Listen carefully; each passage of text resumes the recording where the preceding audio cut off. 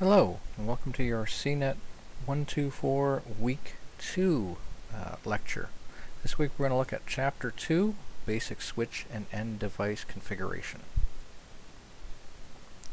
By the end of this, you should be able to do all of these things here. So we're going to start by looking at the Cisco iOS and how operating systems work in general. Some of this will be crossover with some of your other courses, naturally. So operating systems consist of three components, and this is for all operating systems. Cisco's iOS, which is an operating system, Linux, Windows, they all work the same. To some extent anyway, like the logic behind how they work is the same. So first you have the shell, and that's the user interface that allows you to interact with the system, right? It could be a command line only interface, it could be a graphical interface, it could be both. You're used to graphical interfaces in Windows, maybe in Mac OS or Linux. In Cisco's iOS, we are going to be interacting with this with the command line, and you're just going to need to get comfortable with it. And honestly, it's not that scary. Next we have the kernel, and that's the part of the operating system that communicates with the rest of the software on the system and the hardware. So it manages how the hardware resources are utilized by the system. And the hardware itself are all the physical parts that make up the computer. Hopefully that makes sense. Now a GUI, or a graphical user interface, allows a user to interact with the system using an environment, a graphical environment, right? With menus and windows and graphical icons and so on and so forth. You should be pretty familiar with these by now, right? So they're more user-friendly. They don't require a lot of knowledge of the underlying command structure and how to control the system. So things like Windows, Mac OS, Linux, there's a variety of different graphical interfaces in Linux, like KDE or Mate or Genome or Cinnamon, just to name a couple. I think I just named most of them. Apple's iOS, Android are also graphical interfaces. Now, GUIs can fail, crash, or they can just simply not work, right? For those reasons, as well as for security reasons to some extent, and also more efficiency or more efficient use of the resources on the device, we tend to use only a command line interface when we're dealing with routers and switches. Also servers, right? Now, all operating systems, regardless of what operating system it is, allows you to do a variety of things, right? Like move a mouse around the screen, run programs, enter text, and text-based commands. Command line operating systems do most of the same things, minus the mouse interaction, right? Mouse doesn't really do much, but you can use the keyboard and commands to interact with the system, and you see the output on the monitor. Now, Cisco's iOS can be accessed in a variety of different ways. You can actually hardwire to the device using the console port, and that's a console cable up there at the top. We're going to be using these in the labs. These are the physically managed ports on the devices that are used for performing configuration tasks. And when you initially buy a Cisco router, pull it out of the box, plug it in, this is going to be the only way that you can configure it. You have to do it first through the console before you do anything else. Now when it comes to remote access, we've got a couple options. Telnet and SSH. The main difference between the two, SSH is secure. It's end-to-end encrypted. It's an end-to-end encrypted connection, including your username and password. Telnet is the complete opposite of that. Everything is plain text over the network and or internet, right? The internet is just a network of networks. So for that reason alone, you tend to use SSH for this, but you have to configure SSH. It's not there by default. Now, when you're interacting with the router or switch, whatever device it is, from the command line with a hardwired connection, you're going to be using hyperterminal in the lab. You could use PuTTY, but you're going to use hyperterminal, and I'll walk you through that when we get to that point in the lab. It looks similar, a bit similar to this, except also different. There's a restore defaults button. When you set up the connection, it'll put in all the default information you need, and you just have to select the correct COM port. Hope that makes sense so far. When it comes to navigating the iOS, there's a variety of different modes that you will cycle through. And getting to know the commands that are accessible at each of these different modes is a useful thing. And if you're ever not sure at any one given time, you can use the context-sensitive help, which we're going to talk about a little later, but it's the question mark. I think I showed you last week in class, didn't I? So user exec mode is the first one, and you see the greater than or less than symbol. I can never remember which is which, right beside router or switch, which is the host name. That indicates that you're in user exec mode. So this gives you some really basic commands, things like the show commands, ping, traceroute for testing connectivity. That's pretty much it. You can't do a lot from this mode. To do anything else, you have to enter privilege exec mode, and then from there go into different other configuration modes. And to enter into privilege exec mode, you type enable, or EN for short, or you can use tab completion 2 since iOS is Unix based. So EN and hit tab, and it should complete to enable. And hit enter, and that will bring you into privileged exec mode. That gives you access to a whole bunch of things. And you'll notice your prompt changes, right? It's now a pound or a hashtag or a number sign, whatever you're used to hearing that symbol referred to as. It will have changed to that.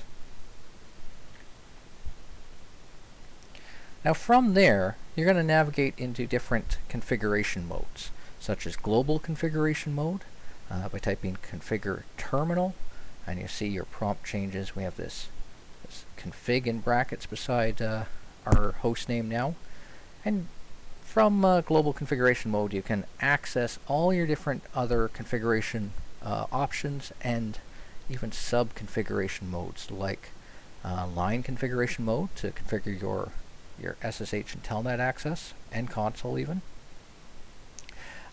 your interface configuration mode to configure individual interfaces on a switch or a router, and here's, I'll give you the demo of this, but here's navigating between each one, right? Is there more? That was it. So we're in privilege exec mode, or we want to move from user exec into privilege exec. We're in user exec mode initially. We use the command enable. It says enabled. No D on the end, right? Enable, and we're good to go. And then to get into global configuration mode, you type configure terminal.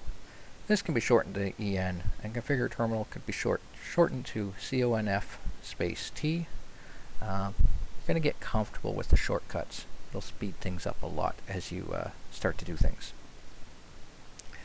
Now to go back one configuration prompt, you just type exit. It's a useful thing. You can also move in between them from one to the other, and if you ever just want to go right back to privilege exec mode from no matter what sub-configuration mode you're in, you just type end, which I think we're going to look at on the next slide anyway.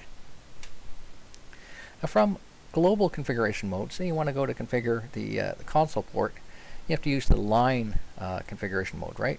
Line console 0, that will take you into your to configure your console port, to do things like set passwords and stuff on that, because that's a good thing to do. To jump back to privilege exec at any time, you can use, I already mentioned this, end. I didn't mention the shortcut key, Control and Z will take you back there as well. And to go back one, you just type exit. You can also move directly from one sub configuration mode to another. For example, if you're in the line configuration mode and you want to just go right into interface configuration mode, you can do that just by saying interface and then the name of the interface that you want to configure, and it'll take you in there. And you see the prompt is a bit different, config line versus config IF for interface. I would normally pause to ask if everything makes sense so far, but this is a video, so I can't do that. So now we're going to look at the overall command structure. So here's an example of a command, and they're going to break it down for you. So we've got our prompt here, and then we've got a command. Commands are separated from their keywords or arguments by spaces. This is the show command. We have a space there, and then IP protocols. Those are the keywords or arguments. So they can specify how things work, or modify how things work. Because the show command, that's to find information about what's going on in the system. Down here we've got another example. It's ping. We're using ping to test our connectivity. So ping space and then the IP address or fully qualified domain name that you want to test connectivity to. Now when you're looking at these in the Cisco literature, which you will, because you're going to be doing the labs, right, using the Cisco lab manual, which you bought that already, right? If you haven't, make sure you bring it in before class this week, because you're going to need it this week. The Cisco literature uses particular formatting for its sample commands. So boldface will indicate that the command or keyword should be entered literally as is. Italics indicates an argument that you supply the values for. Could see square brackets where you get an optional element, or curly braces where you get a required element. And you might see something crazy like this, where it indicates you've got a required element with an optional choice within it. That's what that crazy string indicates. And of course we're going to look at some examples of those. So the ping command, right? We use to test connectivity, which we're going to talk about again and again and again. It's going to come up. It works the same as it does in every other operating system. Ping followed by an IP address. That's the destination you want to ping.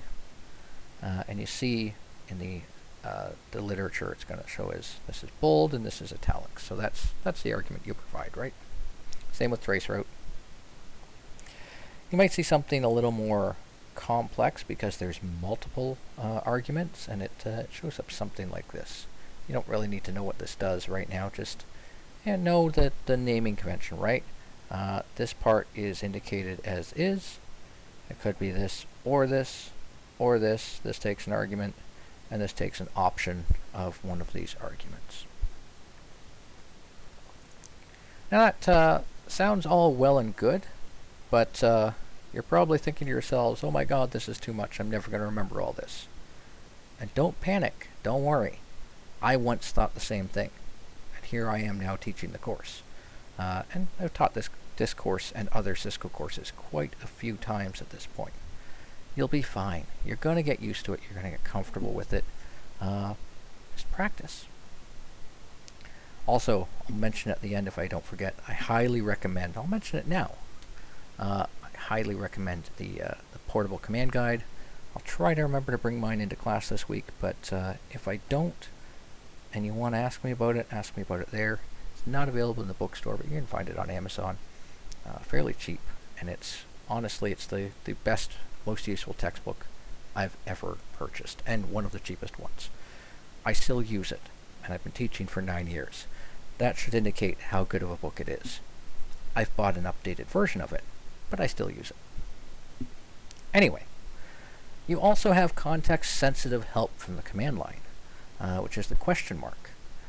The question mark is a fantastic, it's an amazing tool to use. I was gonna drop an F-bomb there, but I decided not to. I switched it to a different F word. With context-sensitive help, you just type a question mark at any time. That's what the context-sensitive part is. And it will indicate what commands can be issued at that prompt. But the cool thing about question mark is if you supply it with a partial command, it will indicate how that command could possibly be completed. Isn't that awesome? Also, when you input a command, you're going to get it'll run it through the syntax checker in iOS, and it'll give you a probably completely meaningless error. I find they're fairly meaningless and confusing, but indicating what's going on here, right? Like invalid input detected at caret marker, and it's right here, and that's the invalid input here. Now, I say it's useless because yes, that's invalid input here, but it's because we're in the wrong prompt. We're not in global configuration mode. So it's not always intuitive, right? The fix for this is typing configure terminal and then going ahead from there. You can also use tab. You can type the first couple words of a command and hit tab to auto-complete it, which is great. Sometimes you might do that though, and it could be completed in one of two ways. So you might get something like ambiguous command. Actually, if you're using tab for auto-completion, it usually indicates the ways it can be done. But for sorting out stuff like that, CON and type the question mark and you're good to go.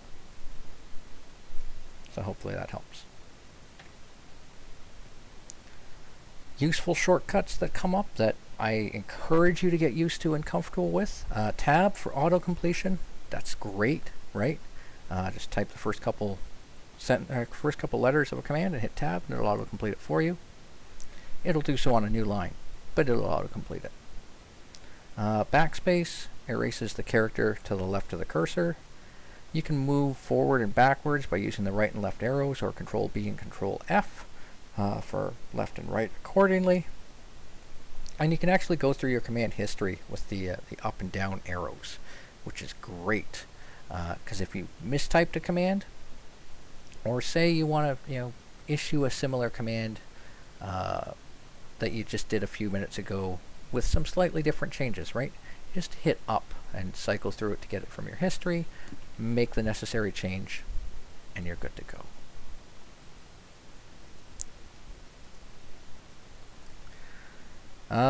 You might issue a command that indicates there's more stuff to be displayed than's actually on the screen.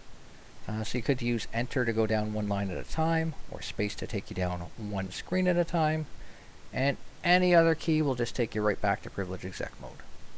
Could be a useful thing. Also, at other times you may discover that you've entered a command and you're stuck waiting for it to fail, and you know it's going to fail because it's doing something you didn't want to do because you typed the wrong thing, like a DNS lookup or something like that, right? You mistyped a command and Cisco decided to be helpful and try to do a DNS lookup on it. Control C will end the command and take you to privilege exec mode. Control Z will end the configuration mode and return to privilege exec mode. And Control Shift 6 will break things like DNS lookups, trace routes, and pings. This could be a useful thing. And hopefully, I normally check in and say, "Are you all good so far?" Here's maybe a good place to pause, grab something to drink, and then we'll continue.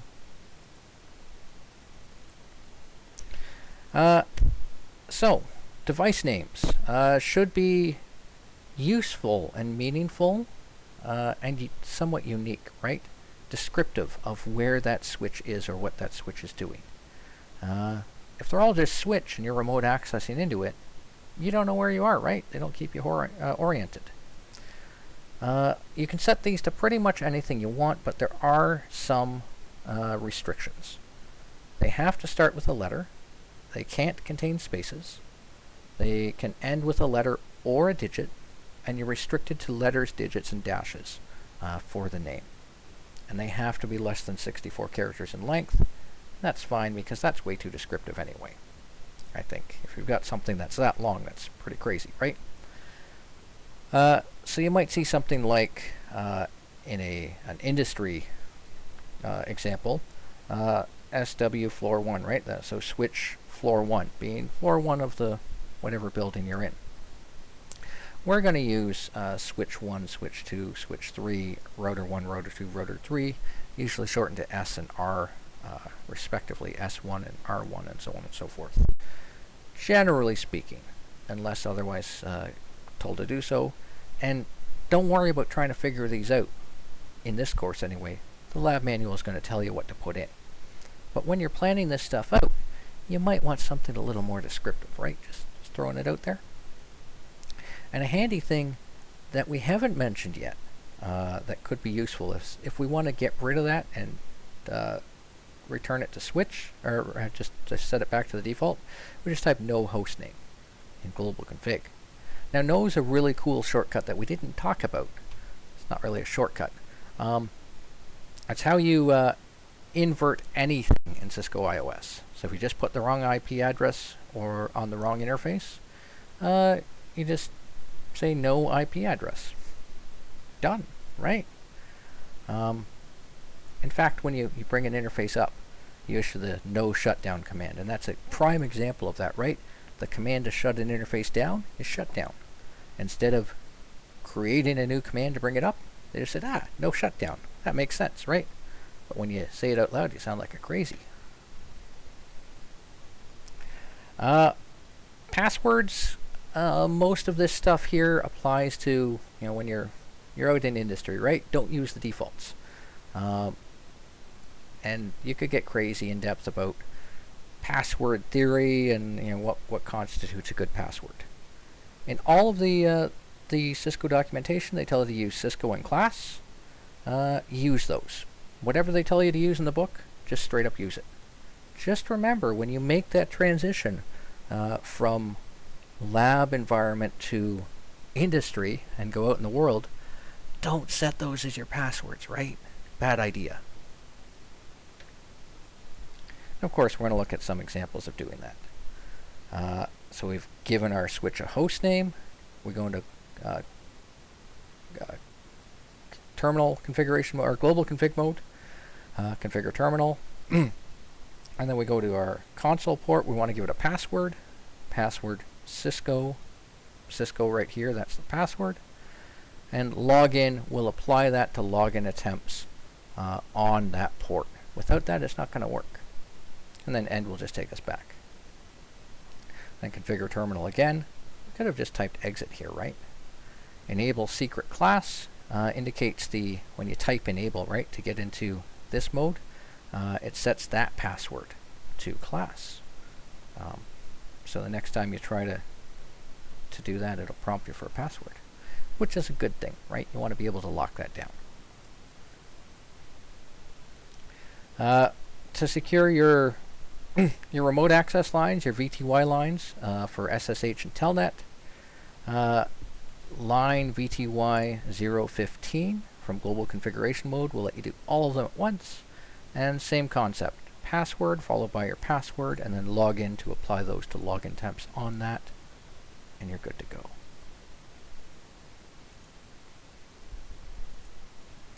Now by default,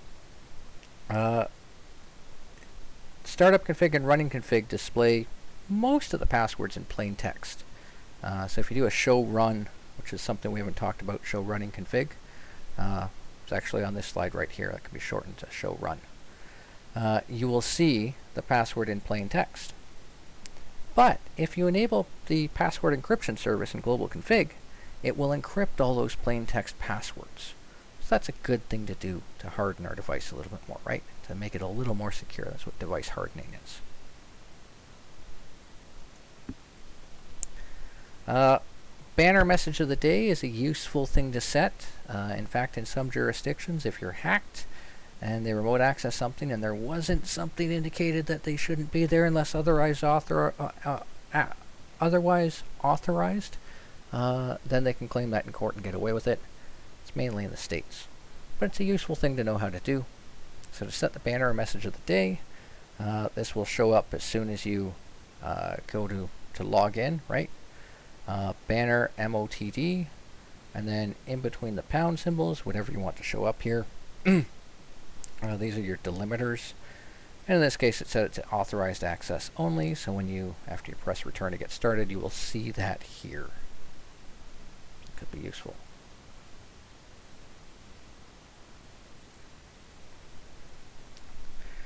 And next, we're going to learn how to save your configuration files. So to save the configuration file, first you kind of have to know where things are, right? There's two different configurations on the system: startup config and running config. Startup config is the saved configuration. It's stored in NVRAM, non-volatile RAM, and it contains all the devices that will be used by the device once it's booted up, whether it's starting it up the first time or rebooting it. That will be applied to the system. Now the cool thing about this NVRAM, normally RAM, when you reboot, the contents are gone, right? Well, this is not true. The flash memory that's here, the NVRAM, doesn't lose its contents when the device is powered off. And it's very, very fast. It's one of the awesome things that they've done. Running configuration, that's stored in RAM, and it reflects the current configuration.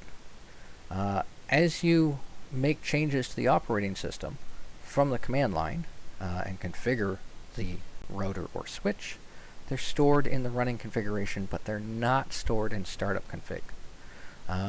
So you can use this long command from privilege exec mode or global. I think it works in global config as well. Copy running config startup config, and that will save the running configuration as the startup configuration. Or you can shorten that whole thing to write, W-R-I-T-E, which could even be shortened to W-R-I. And depending on the version of iOS you're using, and some of the newer versions, you can actually just shorten that whole string to W, which is way less typing than copy running config startup config. See, isn't it great to learn the shortcuts?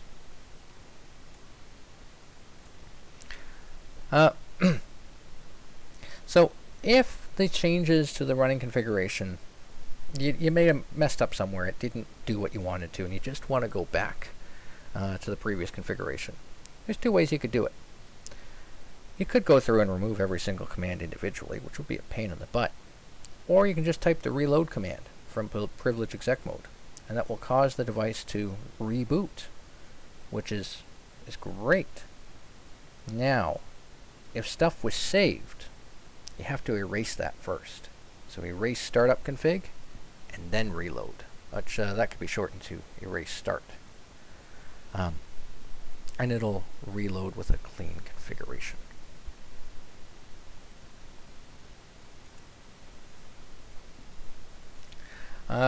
If you're using a terminal like PuTTY or TerraTerm, you can capture everything that's input to a text file, which could be useful because you might want to use this in your documentation, or maybe you're setting up a bunch of devices like this, and you just want to make it easier on the rest of them, right? So you do the first one the hard way, and then you capture it all to a text file. You just copy and paste that text file in, change a couple of parameters. I'm going to show you a better way to do this later in the semester, where you can actually you can do your whole thing as a script and paste it in too. It's pretty great. So here's how you do that. I'm not going to go into it too much. It's there on the slides.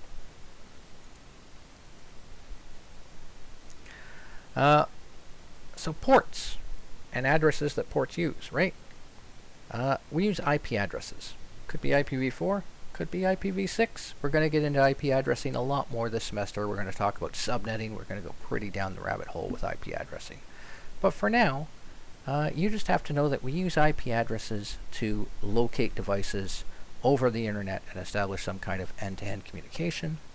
And with IPv4, it's a dotted decimal notation with 4 octets ranging between 0 and 255. It's a 32-bit value.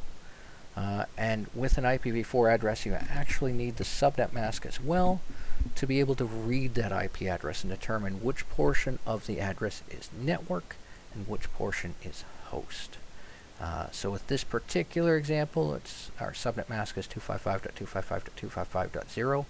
So the first 3 octets are going to be the same for every host on the same network. They represent the network. And this last octet here, that's going to be unique for every host on the network. Additionally, we've got a default gateway here. That's the IP address of the router that the host is connected to get it outside of the local network. Now, IPv6 addresses are a bit longer. They're 128 bits in length. They're 4 times the size, and we use hexadecimal, not numbers. We refer to each of these as a hextet, and they're in groupings of 4 separated by a colon. The prefix does the same thing the subnet mask does, and default gateways work exactly the same. We're going to be using both IPv4 and IPv6 this semester. We're going to be doing a lot of IPv4. We're going to be doing a bit in IPv6, but IPv6 is gradually replacing IPv4. I thought it would have been gone by now, but it hasn't done that yet. So interfaces and ports, these are what devices use to connect, right? With the cabling, and sometimes wireless too, right? It's still an interface or a port with wireless. This is the thing that your networking equipment uses to connect to the network and do something, right? To communicate.